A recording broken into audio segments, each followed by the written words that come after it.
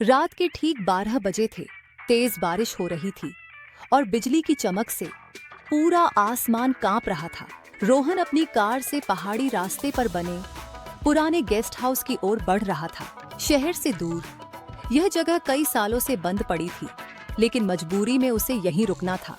Mobile network खत्म हो चुका था और पेट्रोल भी लगभग समाप्त। गेस्ट हाउस का गेट अपने आप चरमराते हुए खुल गया। भीतर घुसते ही अजीब सी सर्द हवा चली, जैसे किसी ने ठंडी सांस छोड़ी हो। रोहन ने खुद को संभाला और रिसेप्शन की घंटी बजाई।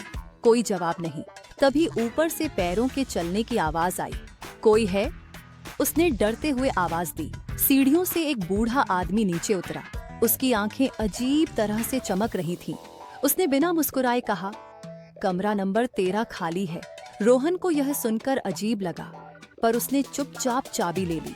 कमरे में घुसते ही उसे दीवारों पर पुराने खरोंचों जैसे निशान दिखे। आईने के सामने खड़ा हुआ तो उसे लगा कि परछाई थोड़ी देर से हिल रही है। उसने झट से मुंह मोड़ा, लेकिन पीछे कोई नहीं था।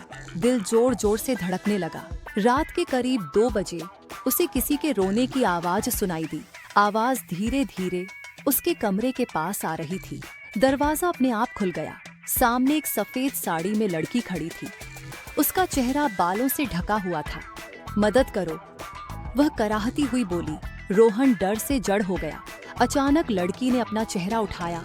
आंखें नहीं थीं, बस काले गड्ढे। उसने चीख मारी और पीछे हट गया।